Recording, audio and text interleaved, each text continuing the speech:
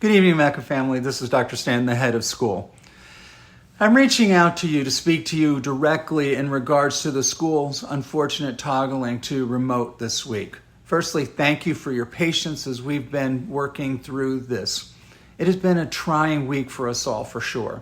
Although I've been working with the nurse and faculty and staff from Monday morning on from a distance, I wish I would have personally reached out to you sooner.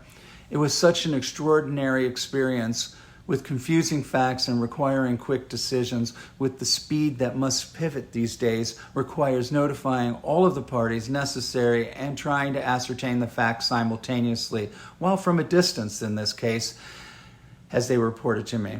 Additionally, I paused to determine our course of action while the incredible team kept me abreast and took care of the school operations. While I have directly approved any notification and was aware of the actions, I apologize for not taking a more forefront position before tonight. Although I have been successfully leading schools for years, this pandemic and the instructional needs are constantly shifting. Ultimately, I want to serve my faculty, staff, students, and parents well. So thank you for your grace in this difficult situation, and please continue to pray as we look for faculty, parents, and administration cooperation. We are closed our school on October 4th based on the fact that there were 4 confirmed cases of COVID on our campus, and other students were out ill with similar symptoms. This decision was not made lightly, but in accordance with the health department. We are one school with families that span kindergarten to 12th grade. It was essential we reacted in order to curtail any further spread within the school. Thanks to our nurse Molly, who followed the protocol to isolate, require quarantine, trace exposure, and notify the families. The families and students with closest exposure were directly impacted as soon as this was determined.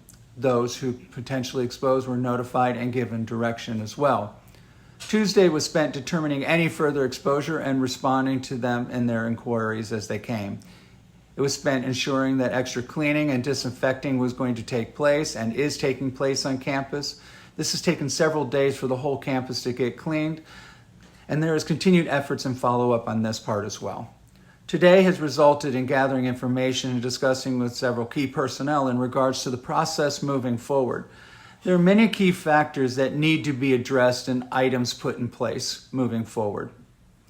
We will have a plan with additional measures in place, and as Mrs. Winter said in the notification, it was with heavy hearts. While we all know that illness is inevitable, especially this time of year, however, it is imperative that the nurse be notified and families follow the wellness check successfully. We cannot assume, therefore, our disruptions will continue. Please look for additional measures to be released on Friday, and please pray as we try to determine the logistics of limiting exposure and limiting cohort interaction. And again, thank you, faculty and staff, for successfully toggling to remote learning, and thank you for all your grace and prayers as I try to do the best for you and the MECA community.